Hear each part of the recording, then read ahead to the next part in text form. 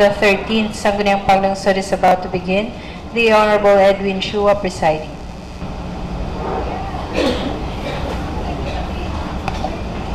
The Secretary determine if there is a quorum. Good afternoon, Uy, Honorable Elvira Casal, Honorable Edward Frederick Chua, Honorable Victor Manuel Domingo, Honorable Evangeline Esperas, Honorable Rachel Erica Pineda, Honorable Aurora Amy Grafil, Honorable Raisa Villasin, Honorable Jose Mario John Bagulaya, and Honorable Eden Pineda. There being 10 members present, we have a quorum. Session is now open. First item in our agenda, 13, 2017 regular session, December 15, 2017 special session, and December 28, 2017 special session. I Madam, move for the deferment 2017, December 13. I move for the deferment of the said minutes for the reason that the computers had bugged out. of the consideration of the minutes of the regular sessions for December 13, December 15, December 28, all of No. For only December 13. only for December 13, 2017. Any discussion, objection? There being none, the same is approved. For December 5th of the said minutes held last December 15 and December 28, 2017. There is a motion that we dispense with the reading of the minutes of December 15 and December 28 special session. And any second? Seconded by all. So, any discussion, objection? There being none, the same is approved. For the corollary motion, I move the said minutes held last December 15, 2017 and December 28, 2017 of the special session. There is a motion that we pass and approve the minutes of the special session for December 15 and December 28, all of 2017. Any second? Seconded by Honorable Domingo, Honorable Edward Chua, Honorable... seconded, okay. Discussion? Discussion? Honorable Esperas? Thank you, Mr. Presiding Officer. Now, in the minutes of the special session held on December 15, 2017, I am one among those who are marked absent. May I make an explanation, Mr. Presiding Officer?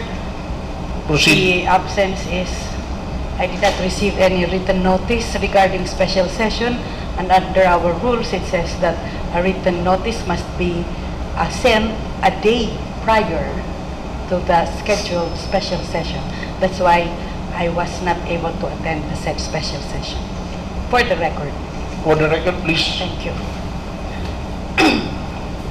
Noted on the record by the Secretary. Being none, the same is approved. Matters for referral to Tacloban relative to the operation of the Lead Blood Service Facility for Eastern Visayas to be referred to the Committee on Laws and the Committee on Health.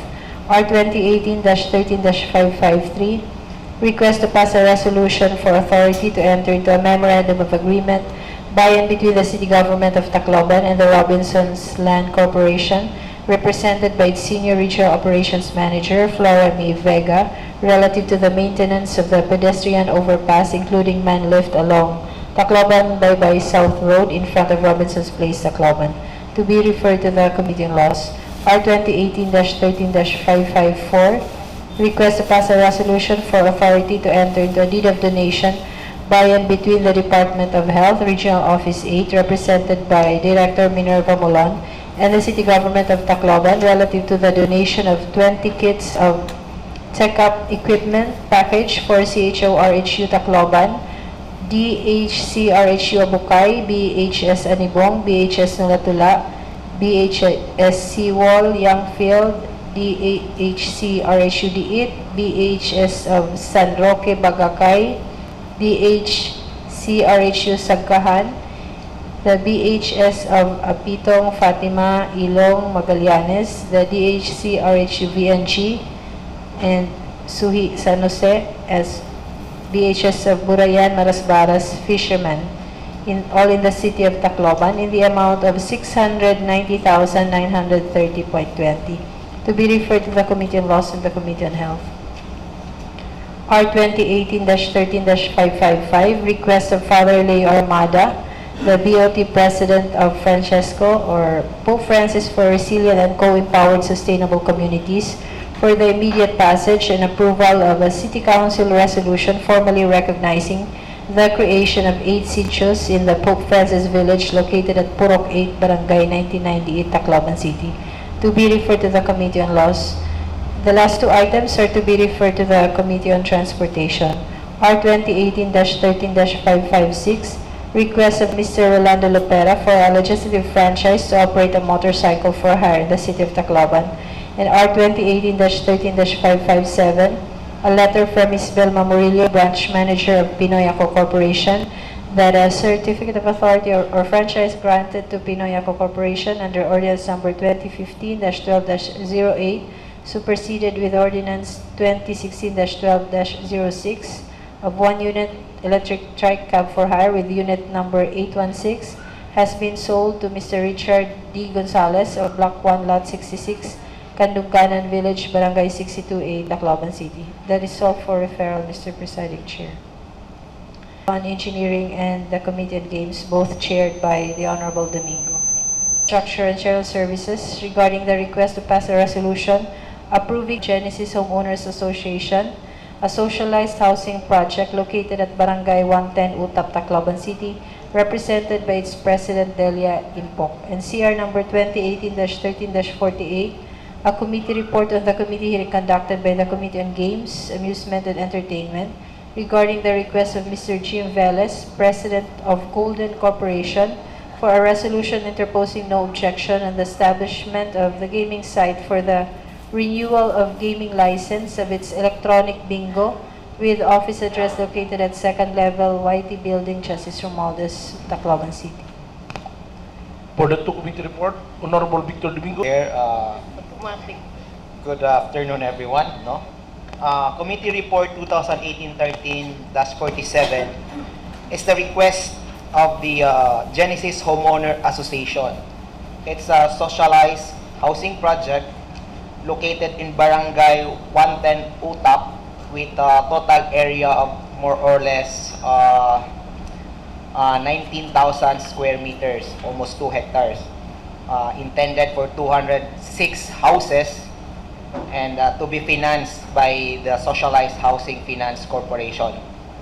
And considering, Mr. Presiding Chair, that all members have been furnished a copy of the said committee report, I move to dispense with the reading. There's a motion that we dispense with the reading of the said committee report. Any second? Seconded by Honorable Edward Chua, Rachel Pineda, Jaime Grafil, Honorable Galapon. So, discussion, objection, there being none, the same is approved. Thank you, Mr. Presiding Chair. I move for the approval of the said committee report. Dispense. There is a motion for the approval of the said committee report. Any second? Seconded by Honorable Edward Chua, Honorable Rachel Pineda, Honorable Jaime Grafil, Honorable Eden Chua Pineda, Honorable Villasin. Any discussion, objection? There being none, the same is approved. Committee Report 2018-13-48 is the request of Mr. Jim Velez, President of the Golden Ocean, interposing no objection of the establishment gaming sign for the renewal of gaming license of its electronic bingo with office address located at second floor building, YT Building, Justice Romualdez Street, Barangay 14, Tacloban City. Again, considering, Mr. Presiding Chair, that all members have been furnished a copy of the said committee report, I move to dispense with the reading. There is a motion that we dispense with none, seconded by Honorable Edward Chua, Honorable Rachel Pineda. Discussion, objection, there being none, the same is approved. I move for the adoption approval of the said committee report. The said committee report. In a second, seconded by Honorable Edward Chua, Honorable Rachel Pineda, Honorable Eden Pineda. Discussion, objection, there being none, the same is approved. Secretary, proceed with the business of the day. Annual budget for fiscal year 2018 of Barangay number 7, 37-A, 44, 50, 53, 65, 66-A, 69, 78, 81, 84, 100, 101, 103, and 105 for appropriate action of this body. Agenda 13-410, supplemental budget for calendar year 2017 of barangay numbers 3, 13, 21, 36-A, 37-A, 42A, 52, 64, 65, 66A, 76, 97, 98, 101, 103-A, 104, 107, 109, 109-A, and 110 for appropriate action of this body.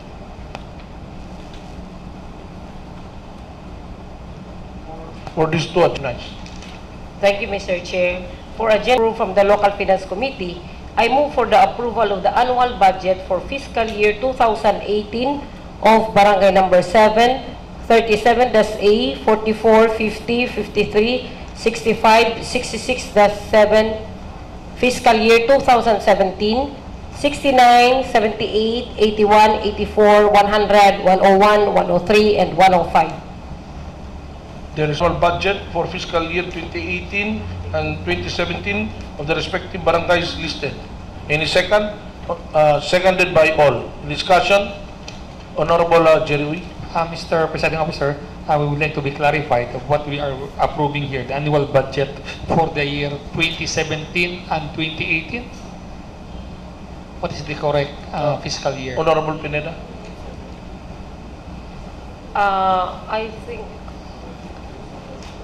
I think if for the fiscal year 2017, it is only 66-A. Okay. So, any discussion, objection? There being none, the same is approved. Proceed. For Agenda 13-410, since this was passed and approved from the Local Finance Committee, I move for the approval of the supplemental budget for calendar year 2017 of Barangay Numbers 3, 13, 21, 36-A, 37-A, 42-A, 52, 64, 65, 66-A, 70, 78, 82, 91, 92, 94, 96, 97, 99, 101, 103-A, 104, 107, 109, 109-A, and 110. There's a motion that we pass and approve the board approve the supplemental budget for calendar year 2017 of the listed barangays. Any second? Same is seconded by all. Discussion? Discussion? Is it the approval now? Approval. Or discussion? Discussion. Honorable Esperas. Thank you, Mr. Presiding Officer. May I just ask the proponent the reason why this request has been came to us late and for our action, since the supplemental budget is for calendar year 2017. Previously, from the chair, previously this has been explained to us by the barangay accounting. The supplemental budget for the barangays are late in presenting to the Sangguniang because they will have to find out first how much money they have remaining for the year before they can come up with the supplemental budget. That is the procedure in barangay accounting. Okay. Ano sumula? The remaining balance only are the one appropriated for supplemental budget. Okay. Thank you. So, any other discussion? There being none, the same is approved. We have two items for the committees shared. Request to pass a resolution approving the subdivision development plan of Genesis Homeowners Association, a socialized housing project located at Barangay 110, Utap, Tacloban City, represented by its President, Delia Impong.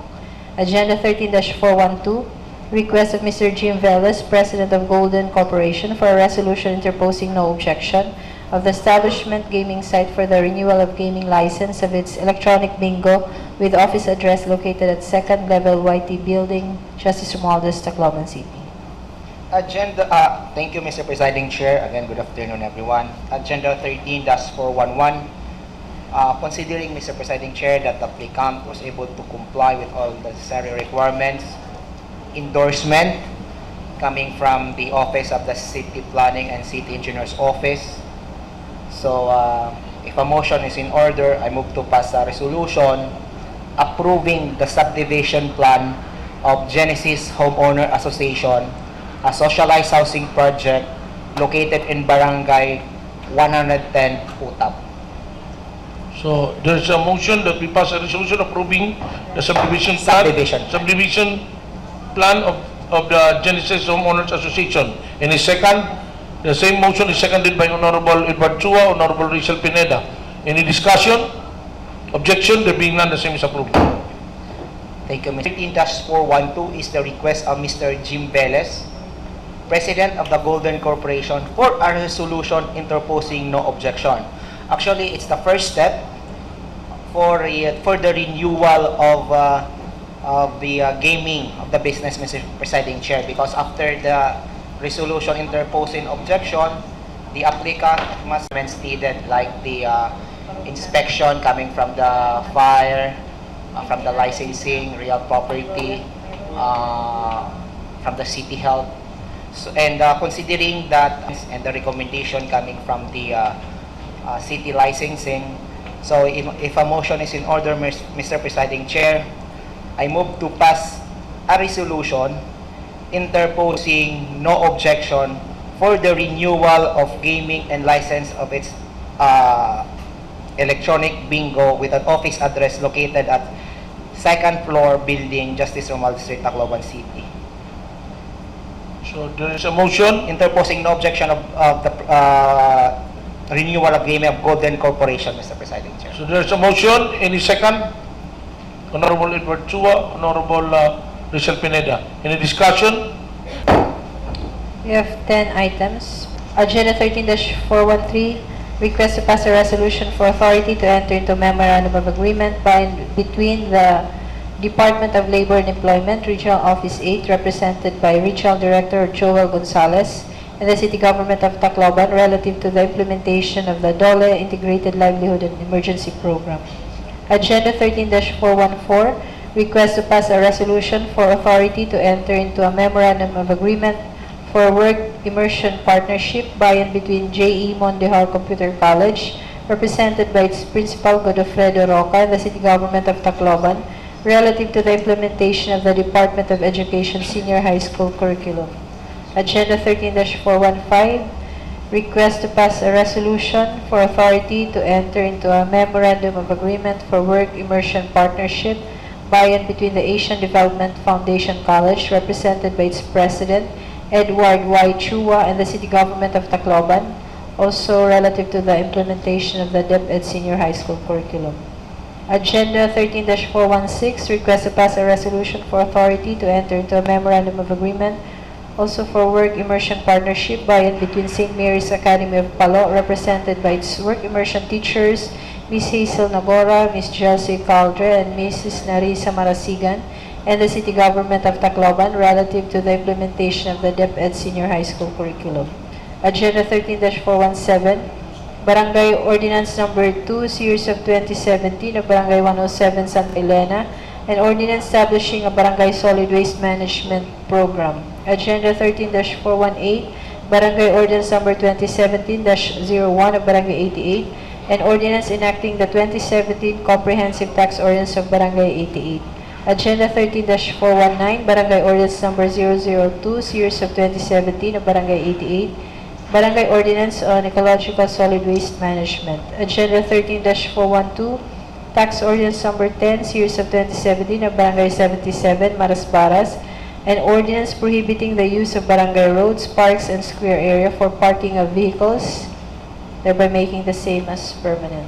Agenda 13-421, Tax Ordinance Number 11, Series of 2017 of Barangay 77, Marasbaras, and Ordinance imposing taxes and charges into all vehicles who shall load, unload, and even waiting for passenger at the designated areas within the territorial jurisdiction of this barangay, in addition with the Comprehensive Tax Ordinance Number 11, Series of 2017. And lastly, Agenda 13-422, a proposed ordinance amending Section 11 of Ordinance 2016-12-15 and Section 2 of Ordinance 2007-10-47 on the ordinance fixing the terminal overnight parking fees at the Tacloban bus terminal for the purpose of uniformity on terminal fees for second and third reading, sponsored by Honorable Jerry Uy. For the given agenda, continuing recognition is granted to Honorable Jerry Uy. Thank you, Mr. Presiding Officer. Agenda number 13-413 is a request to pass a resolution granting authority to the City Mayor Cristina Romualdez to enter into a memorandum of agreement by and between the Department of Labor and Employment, Regional Office Number 8, represented by its Regional Director Joel M. Gonzalez, and the Tacloban City Government relative to the implementation of the DOLE Integrated Livelihood and Emergency Employment Program. For consideration is the Memorandum of Agreement referred to as the DOLE Livelihood Kabuhayan Program, which provides for a capacity building facility on livelihood, an entrepreneurial venture for workers in the informal sector and the vulnerable workers. Under this agreement, the Department of Labor and Employment Regional Office Number 8 will provide funds to the City of Tacloban in the amount of 399,000 as funding assistance for the proposed project of MOV Tacloban Association, particularly in the manufacturing and sales of souvenirs and personalized gifts located in Barangay 25 Tacloban City, exclusively for implementation of the said project. In case the fund assistance includes allocation for acquisition of necessary equipment, DOLE Regional Office will purchase the same through competitive public bidding and in compliance with government accounting and auditing rules and regulations. It will own the equipment and release the same to the proponent, who shall acknowledge receipt thereof through a memorandum receipt for equipment. The DOLE Regional Office Number 8 and the proponent shall conduct regular inventory of the equipment to determine their physical condition. On the other hand, the City Government of Tacloban will also provide an equity or counterpart amounting to 3,100,000 pesos in a form of building, and by such the exclusive use of the second floor of the inner wheel building located at Barangay 25, Magsaysay Boulevard, Tacloban City. The City Government of Tacloban will also be responsible for screening and the selection of qualified beneficiaries and submit the final list to the DOLE Regional Office Number 8, who will conduct the verification, validation, orientation, and consultation of the beneficiaries. Finding the MOA in order, I move to pass a resolution granting authority to the City Mayor Cristina Romualdez to enter into a memorandum of agreement by and between the Department of Labor and Employment Regional Office Number 8, represented by its Regional Director Joel M. Gonzalez, and the City Government of Tacloban relative to the implementation of the DOLE Integrated Livelihood and Emergency Employment Program, subject to applicable laws, rules, and regulations. So there's a motion. In a second to the motion? Second. Seconded by all. So discussion, objection? There being none, the same is approved. Agenda number 13-414, agenda number 13-415, and agenda number 13-416 is a request to pass an omnibus resolution granting authority to the City Mayor Cristina Romualdez, representing the City Government of Tacloban, to enter into a memorandum agreement for the work immersion partnership with the following colleges: J.E. Mondihar Computer College, represented by its principal Godofredo A. Roca; Asian Development Foundation College, represented by its president Edward Y. Chua; and Ms. Hazel M. Nugora, Ms. Giselle Joy Ixigan, relative to the implementation of the Department of Education Senior High School Curriculum. These work immersion partnership agreements between the three mentioned educational institutions and the City Government of Tacloban intend to supplement the formal curriculum of the senior high school program with special inputs from LGU experts and practitioners in order to align the senior high school program with work standards. This will also develop the knowledge, skills, relevant learning experiences of senior high students, exposing them to actual workplace setting. The partnership agreement allows the students, faculty, and staff of the said school to use of and access to the LGU Tacloban workplace and equipment as part of the work immersion program.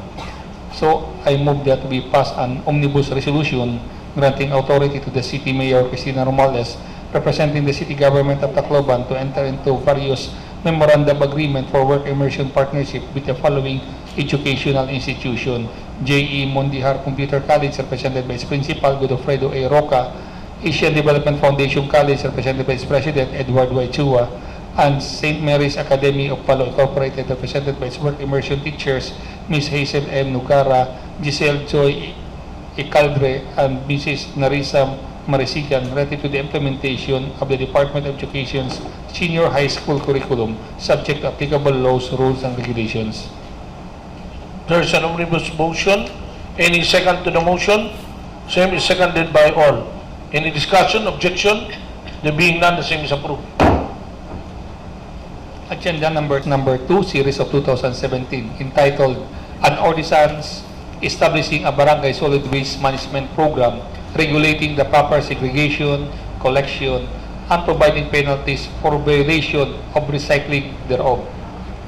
For consideration is Barangay Ordinance of Barangay 107, Santa Elena, implementing the solid waste management system in its territorial jurisdiction through proper segregation, recycling, and disposal of garbage.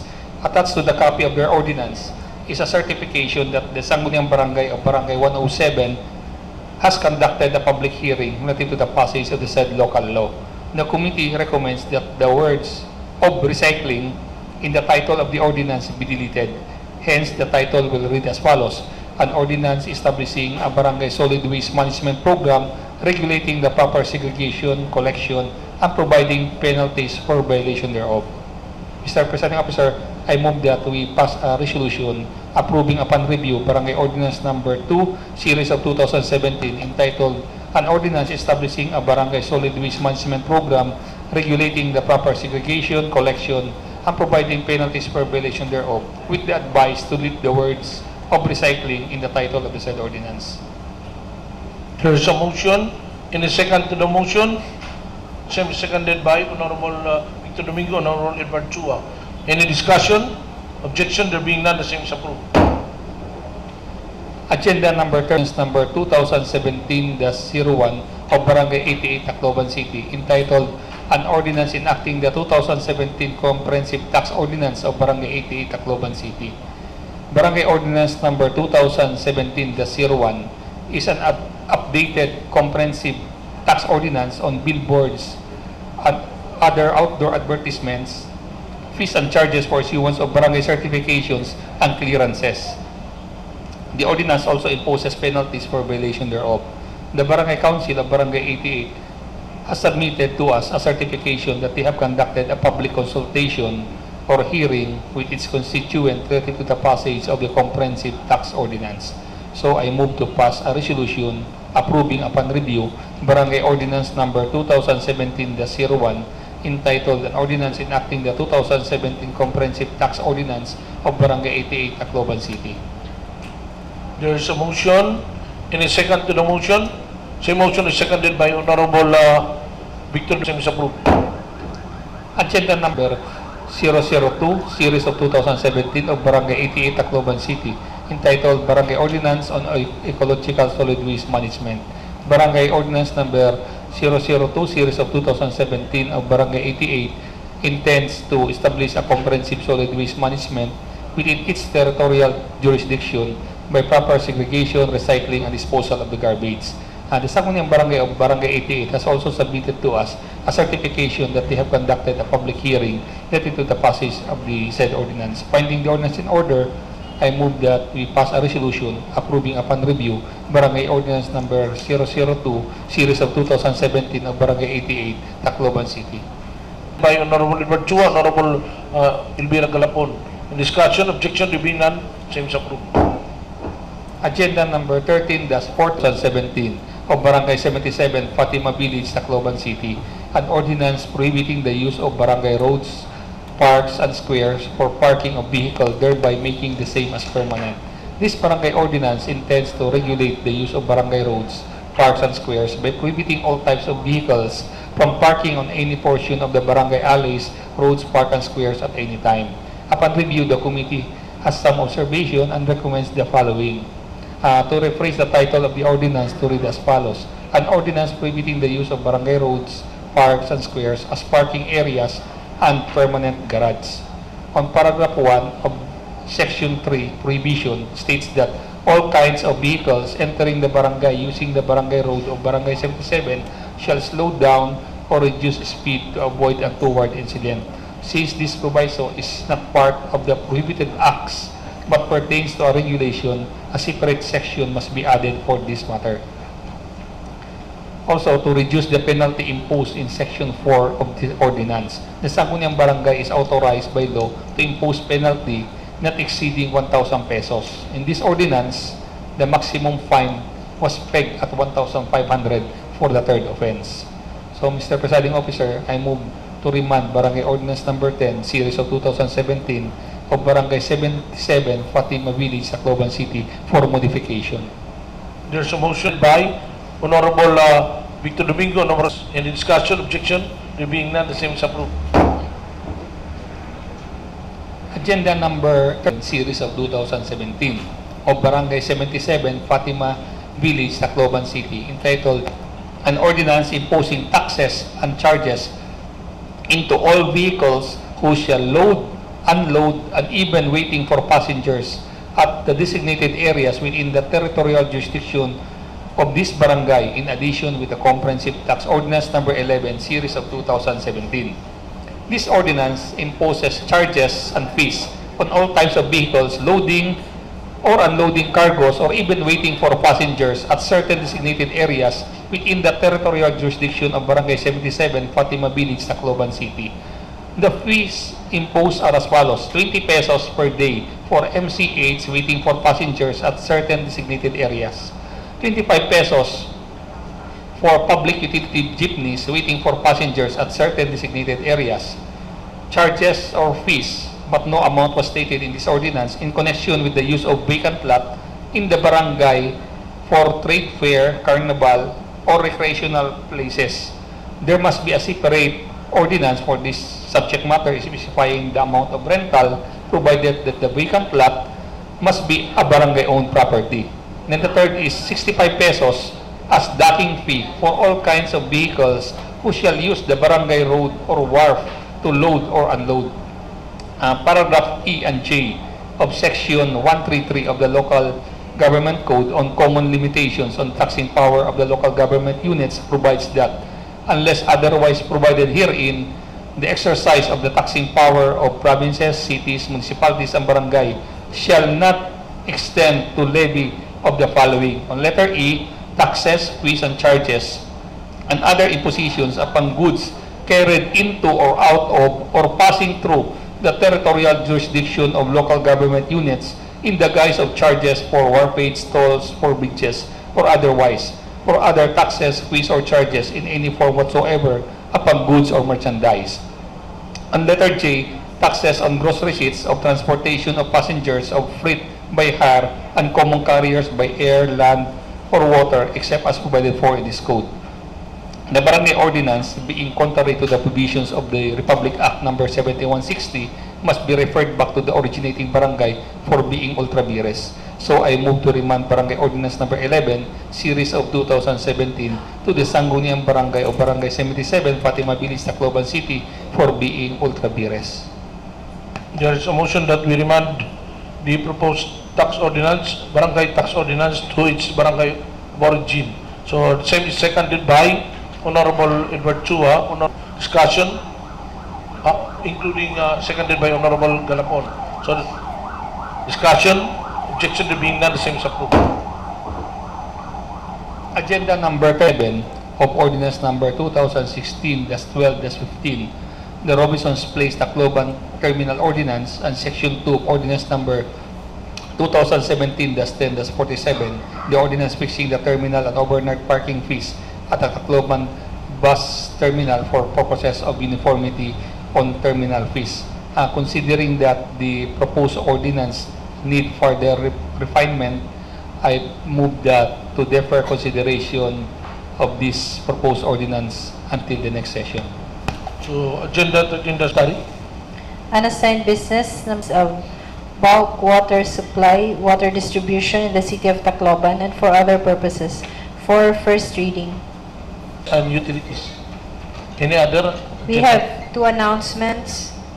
Number 1, an invitation from the Vice Mayor's League of the Philippines National Office to the City Vice Mayor to attend on the UP-NCPAG lectures on mainstreaming climate change adaptation and disaster risk reduction in the CLUP and surviving the social media age, maintaining the good governance narrative on February 27, 228 and March 1, 2018 at the Sofitel Philippine Plaza, Manila, CCP Complex, Pasay City. Number 2 is an invitation from the NMYL, the National Movement of Young Legislators, to all members of the NMYL in the city regarding their National Congress on February 8 to 10, 2018 at the Royal Mandaya Hotel, Davao City.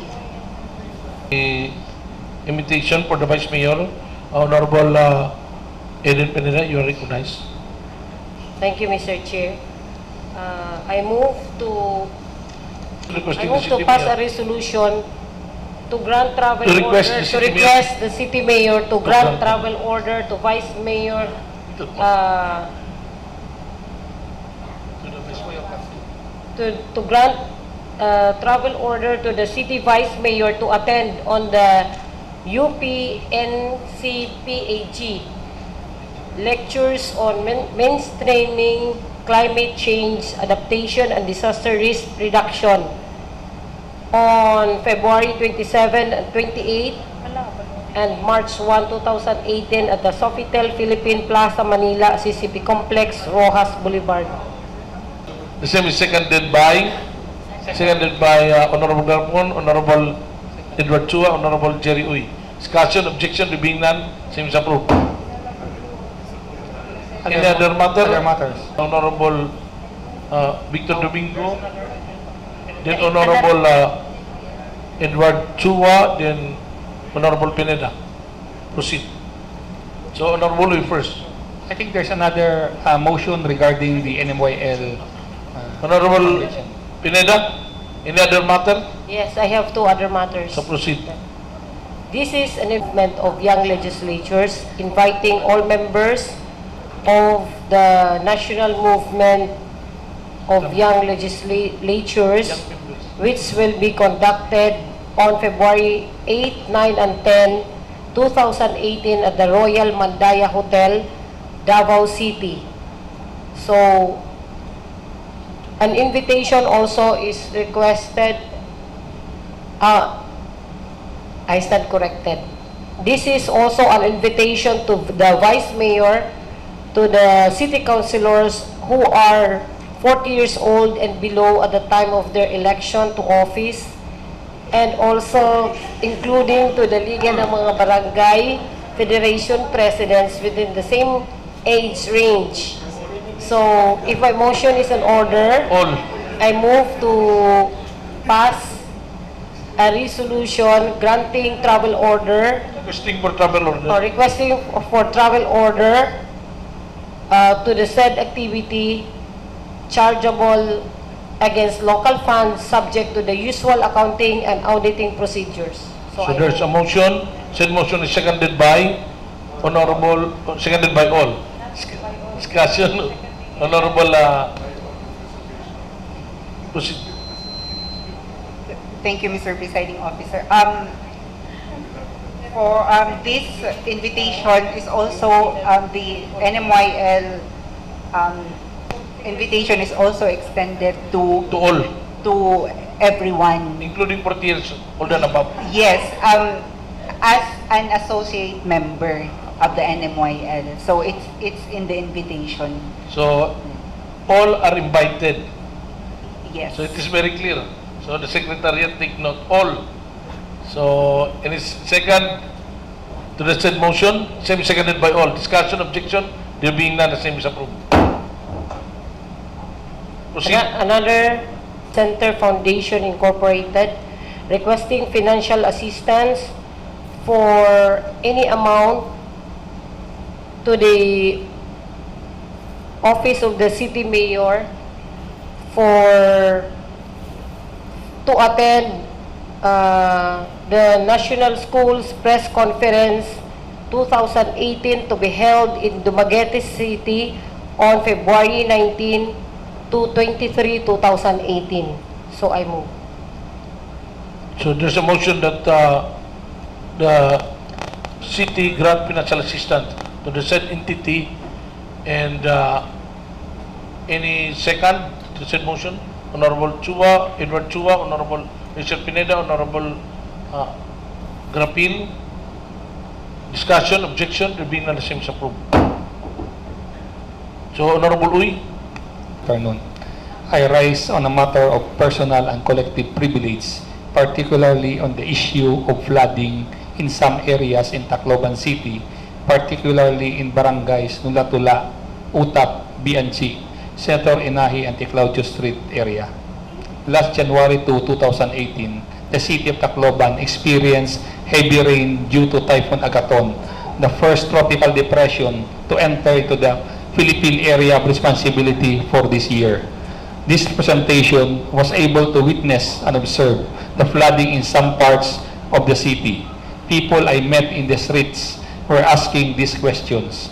Ano na ba nahitabo it aton syudad? Bahan naman liwat. Ano it iyo ginihimo ha konseho para masolusyonan ini nga pagbabaha?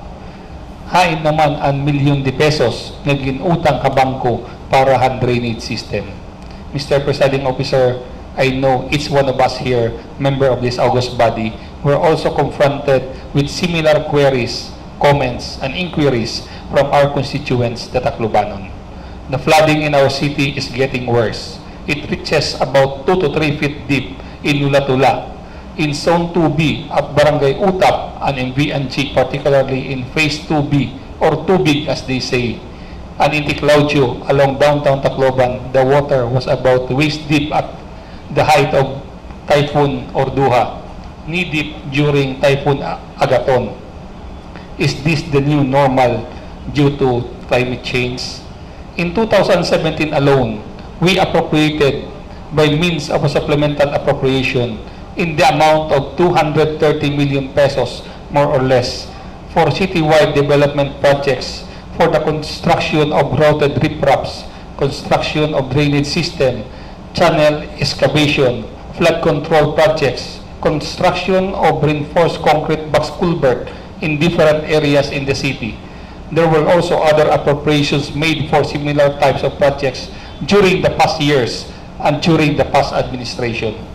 Mr. Presiding Officer, it is high time for us to take bold and collective action in order to find ways and provide solutions to this perennial flooding problem besetting our city. The issue of flooding in Nulatula did not happen only last January 2, 2018. It did not happen only last December 16, 2017 during the height of Typhoon Orduha, but it happened long ago.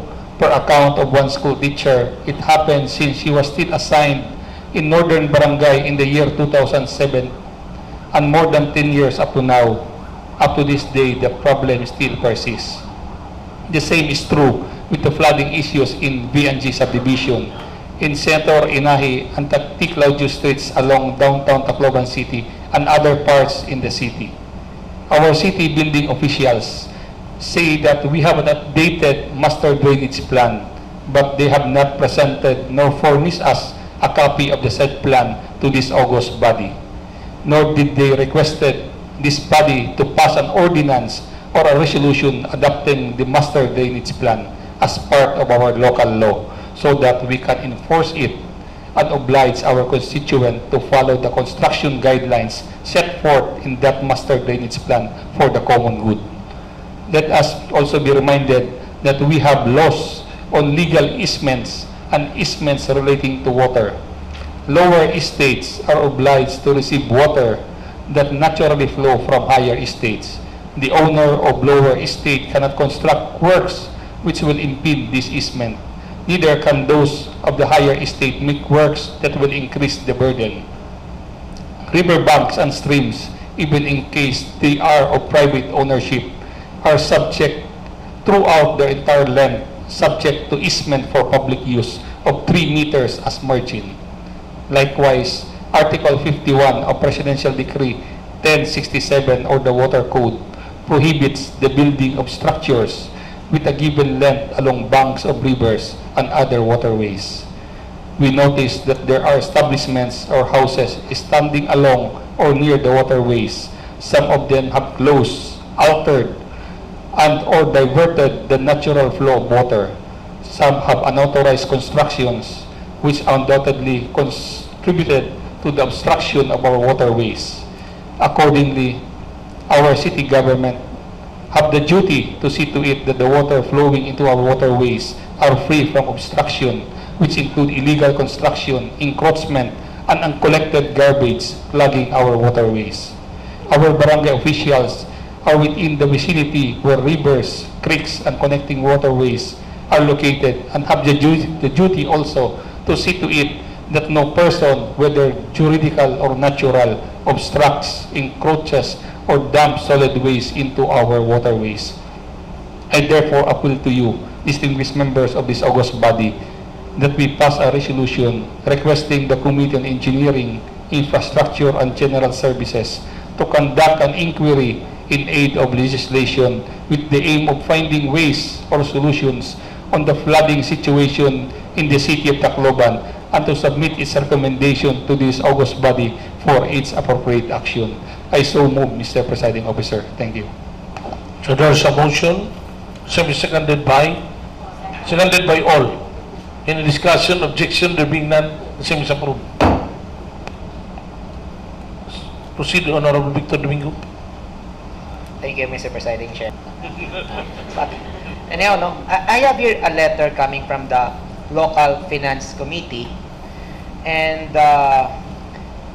they are requesting the Sangguniang Panglungsod to grant the Honorable City Mayor Mayor Cristina Romualdez to extend educational financial assistance to the attached list of college students from various schools affected by Super Typhoon Yolanda. And indeed, you know, months after Typhoon Yolanda, many students were displaced. In fact, some of them failed to finish their studies.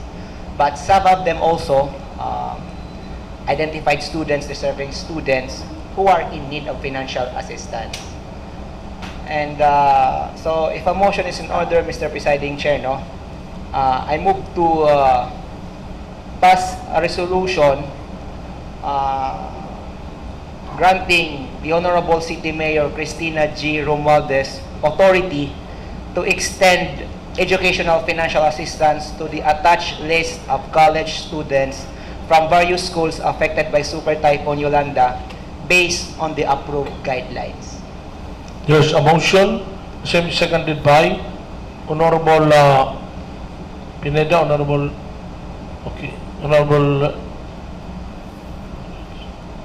so discussion, objection, same is approved.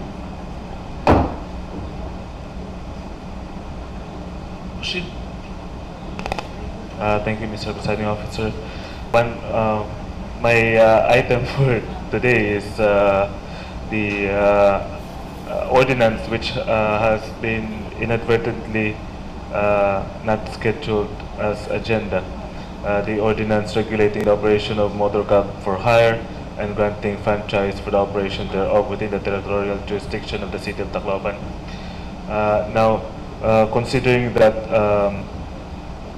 copies have been furnished all members of this august body for several sessions now, I move that we dispense with the reading of the same for second and third reading. There's a motion, the same is seconded by Honorable Domingo, Honorable Pineda, Honorable Galapon. Discussion, objection, there being none, the same is approved. As a corollary, for second and third reading, as corrected. So, there's a motion, and the same is seconded by Honorable Pineda, Honorable Amy Grafil, Honorable Galapon. Discussion, objection, there being none, the same is approved. Thank you, Your Honors. Any other matter, Madam Floor Leader? There are no other matters. Honorable Esperas. Honorable Esperas, please. Thank Real? you. Thank you, Mr. Presiding Officer and Madam Flor. I remember in the special session held by the Sangguniang Panglungsod, which we just approved, the minutes of which were approved only today, we declared the city under state of calamity. Correct. May we know from the CDRRMO of any report on how the calamity fund, or even portion of it was spent. How much was spent? Yes, how much was spent and how was it distributed? What kinds of services or relief efforts were extended to our victims? Because until now, I have no idea what kind of assistance did the city government extend to the victims. So we will ask the, Yes. we will pass a report. resolution? Yes, may I Proceed. sponsor a resolution asking the office of the CDRRMO To submit the report. to submit a report on what efforts or what services did we And how much extend was or spent? assistance did we extend to our victims when the state of calamity was declared for the city of Tacloban. So we will know how much of the calamity fund was spent and how it was spent. So the motion will be only requesting for a written report report. regarding the The Sa- use of the the calamity written fund so report. far. The whereas will include the use of calamity fund, what was included in the relief effort. Yes. So there is a motion. The same is seconded by all. In discussion, objection there being none. Discussion, Honorable Edward Chua. I hope that someone can correct me if I'm wrong, but I believe that we have not lifted the state of calamity. Have we lifted the? We have state of not, calamity? we have not. Because The calamity is ongoing. So, discussion, objection, there being none, the same as Uy. Mr. Presiding Officer, there is one acting city mayor Proceed. on referral number 2018-13-355, if we can take it up. This is a request of Father Leo Armada, BOT President of Francisco Pope Francis, for resilient and co-empowered sustainable communities for the immediate passage and approval of a City Council resolution formally recognizing the creation of 8 sitios in Pope Francis Village located at Barangay Purok. Actually, it is not this August body that will create. We will just recognize them. Yes. This is the barangay for their arrangement by the barangay officials. So we will just pass a resolution recognizing. Yes. So I move that we pass a resolution recognizing the 8 sitios in Pope Francis Village located at Barangay Purok 8, Barangay 1990, Tacloban City. So move. Seconded by all. In discussion, objection there being none, the same is approved. Any other matter, Madam Lord Leader? And Prayer. for the closing prayer, may we request the birthday of Alwini Domingo to lead the prayer. Holy Spirit. Amen. Lord Jesus, thank you for the healthy discussion, and we continue to pray for your guidance.